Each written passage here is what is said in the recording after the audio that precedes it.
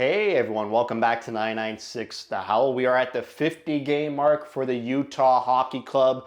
Only 32 more games left in the season and probably for the name Utah Hockey Club. I'll link my thoughts on Mammoth and the nicknames. It's from an old video 7 months ago. In that video, I ranked Mammoth as my second most liked nickname before Yeti. Obviously, unfortunately, we can't use Yeti for whatever reason it seems like. So for the Utah Mammoth, game 50 is in the books. They stand at 21, 21, and 8, 24th in the league in terms of absolute points. These stretch of 10 games from 41 to 50 is 6 games of that 7-game homestand. That Mammoth 7-game homestand. It started with that win against San Jose. And obviously, most recently, the overtime loss to the Penguins. In terms of points percentage, it's gone down just a little bit. They are at 24th in the league. For this progress report, I see a lot of stability and one area where they just need to get it done and just be better. And unfortunately, I don't know how to teach or analyze goal scoring. I'm still trying. You just got to do it. You just got to execute. And I'm sure we'll talk about it a lot. It's the next stat right here. Goals for per game, 2.82 goals per game. That needs to be above 3. It was above 3 earlier in this season. Unfortunately, it's been going down. It's been trending down. Obviously, the injury to Dylan Guenther, he missed all 10 games of this progress report. Yet he's still 4th on the team in points and 2nd on the team in goals, even though he's missed 10 games. So yes, obviously you're missing your probably number one goal scorer after this season. But yeah, you're missing a sniper. So your goal scoring is going to go down. You needed some other players to step up. It unfortunately hasn't happened. We'll get to the players in a little bit. Goals against per game, it's okay. 2.96 goals against per game. It's dropping down below 3, which I like. It's 18th in the league, so almost average, which is my expectation. And it seems like every other stat is pretty average instead of goal scoring and getting pucks in the net. That's the only stat that's well below average. We go to the special teams, power play, 13th in the league. It's still trending up. I have no problems with special teams. Even the power play, like I just said, they haven't had Dylan Guenther for the past 10 games, and he's on power play number 1. They were missing Sergachev for 5 games on power play number 1, yet they still clicked, they still scored, they still executed. So great stuff by the power play coach, Forsyth, and whatever other assistant coach, maybe Turney has a hand in it, but great stuff by the coaching staff. Great stuff by Keller, Cooley, and Schmaltz to keep the power play afloat during those injuries. The penalty kill, did a video solely on penalty kill, my previous video. Go watch that. If you haven't, 7th in the league on the PK. Great stuff. Whoever coaches that PK, whether it's assistant coach Steve Madden or is it John Madden? I always mix it up. Is it Steve Madden, the shoe company, or John Madden, the football guy? I think it's John Madden. And then you got Mario and John Madden or Steve Madden, or maybe it's Turney as well. I know Forsyth is face-off and power play. So great stuff by the PK. 7th in the league is unbelievable. It's great to cheer for a team that is great on the PK. You're not nervous when they commit a penalty. And even their discipline has been much better as the season has gone on. Save percentage, it's steady at league average, .896 in these 10 games. We saw the return of Connor Ingram.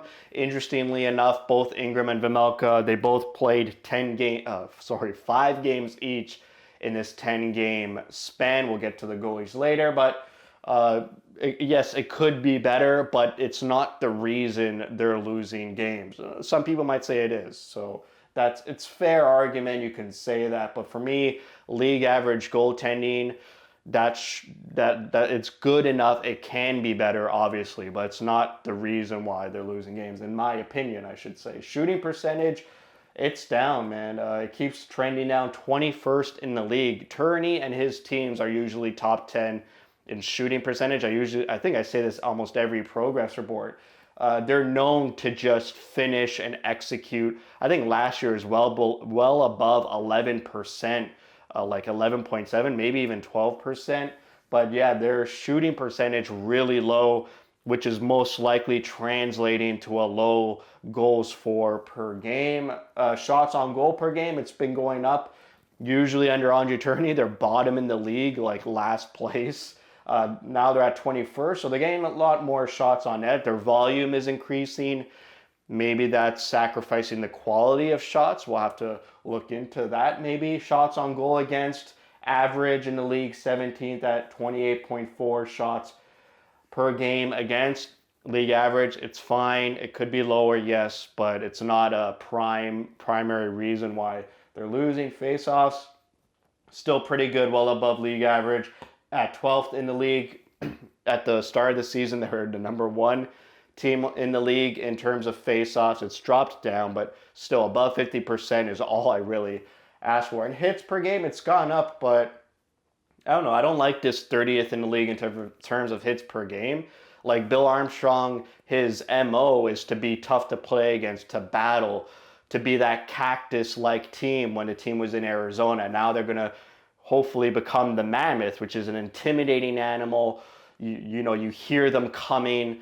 Their shadows are huge and they're towering over you. It's like that should be the team moving forward. And the hits, it's just not there. And I know Bill Armstrong is probably like, we need to hit a little bit more, be a bit more aggressive in terms of our play. So let's move on to player individual stats. Clayton Keller, the captain, unbelievable. 14 points in the past 10 games. Like how I literally don't know how he was snubbed off the American roster. It baffles me. It baffled me like 2 months ago when he was not named to the Team USA roster. 18 goals, 36 assists, 54 points in 49 games played. Remember, he missed one game due to an illness, flu-like symptoms. Logan Cooley, he's had 8 points in the past 10 games. He is 1 point behind his career high in 32 less games played. Unbelievable stuff by Cooley. He had a great game against Pittsburgh. He had 1 assist, but this guy was all over it, making insane, skillful plays. He really fits that Keller, Cooley, Schmaltz line. And now I wonder, with Gunther practicing in a non-contact jersey, maybe we see him in a couple games. I wonder what they do with Gunther. Do they put him on a line with Hayden and Doan, or do they reunite Gunther, Cooley, McBain? A lot of things up in the air with that, but great stuff by Cooley.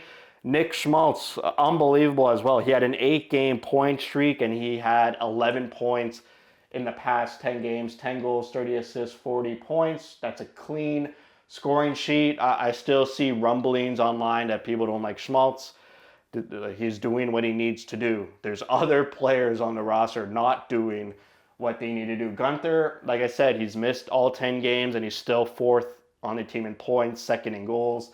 And Sergachev missed 5 games. Unbelievable shot and goal against Pittsburgh. He loves that wrister snipe glove side shot. I love it too. So great stuff by Sergachev. It's great to have a healthy Sergachev and a healthy Marino who's learned and accustomed to the system. Before the Pittsburgh game, they only played 2 games together against Montreal and the Rangers, but Marino, those were his first 2 games of the season. He wasn't really acclimated with everything, but now that he is acclimated, you're starting to see the defense is playing really, really well. I'm loving the defense side of this team. The points, the goals, the scoring is just brutal. Other players that have been good, only one is Barrett Hayden, 9 points in the past 10 games. Great stuff by Hayden. He's been on a heater, and it's great to see him produce and execute without Keller and Schmaltz. Like, this is the first time really in his career and as a fan where he's getting points not paired with those guys. He's starting to create some chemistry with Josh Doan. So last game against Pittsburgh, they put Kerfoot up there. Michelli was scratched, obviously. Maybe not obvious for some. So I'm seeing some chemistry build up with Hayden and Doan. Maybe Gunther slides in there to add some goal scoring on that line. Some disappointing players. I mean, severely disappointing. Kraus, 1 point in the past 10 games. Bukestad, 3 points in the past 10 games. He was demoted to the fourth line against Pittsburgh. Michelli, 5 points in the past 10 games. But for his pedigree, for what he brings to the table as a highly elite playmaking passer and shifty type of forward, not really hard on the forecheck, he needs to be gobbling up points. When he's not getting points, what is he doing? I don't have an answer for that. Like, he is a guy who's supposed to be generating goal scoring with his unbelievable magician-like passing, but there's nothing other to his game other than that. So he is severely disappointing, and it's unfortunate that those three players were amazing the past 2 seasons. The last 2 seasons in Arizona, those three players were on the same line, and they were giving us that secondary scoring consistently, night in and night out.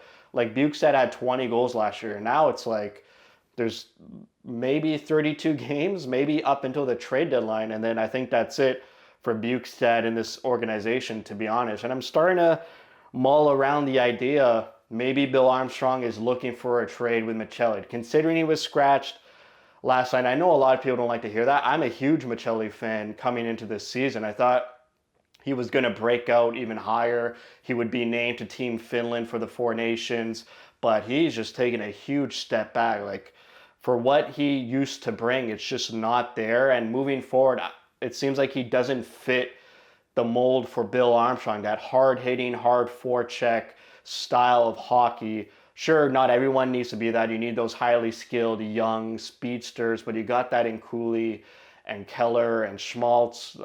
Like, you need like another real power forward, heavy forward, but who could put the puck in the net. It should be Kraus, but it's not happening. So I think, honestly, the days of Bukestad are winding down. Carcone, the days of him are winding down.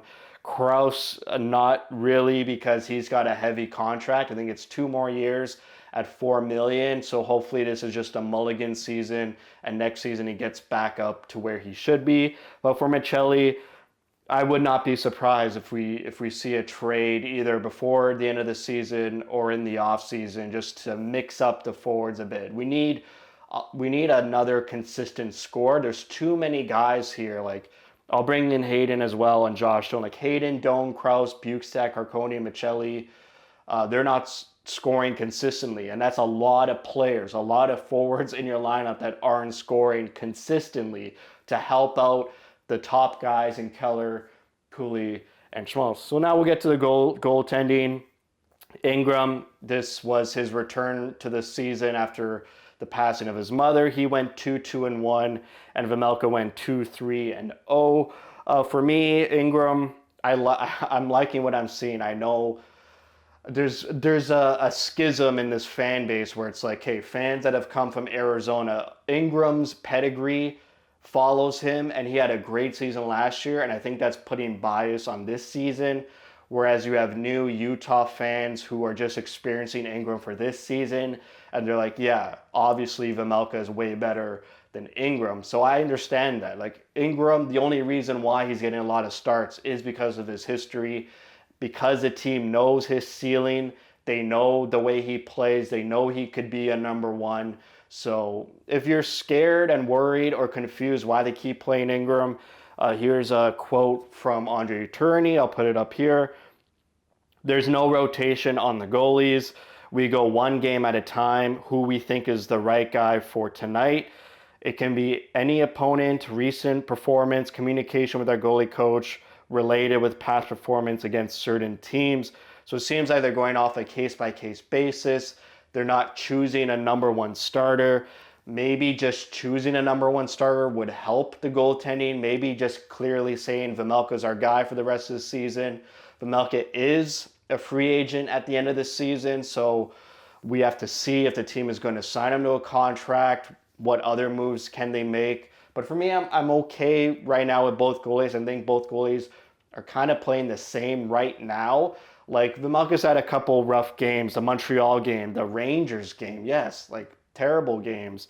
The 4-0 shutout against Minnesota, great. The Ottawa loss, not really on him. The team kind of fell off in the third. But the Rangers and Canadiens game, he looked really rough For Ingram, I agree. There's some weird goals happening with him. The Islanders game where it was a fake shot to the side of the net and he didn't even react. The St. Louis game off the face-off, the point shot, he didn't even react. Against Pittsburgh, the Carlson goal where the Carlson scores short side. Yes, Ingram is cheating. He's leaning, but there's an uncontested Pittsburgh Penguin guy coming down on him in the middle. So obviously that's a more high danger play. So he's going to cover that, and he leaves the low danger play, and he gets caught. So I understand there's some goals and rust to Ingram's game, but as it stands right now, I'm confident with either goalie who's in net. And really, it just comes down to goal scoring. If you got that third goal against the Penguins, you were winning that game for sure. Like, you just needed that third goal. And even in overtime, like, to lose in overtime against the Penguins, you're the younger team. You're the more skillful team. You're the more faster team. You're at home. You're not on a 7-game road trip like the Penguins. So, like, that overtime, they needed to just win.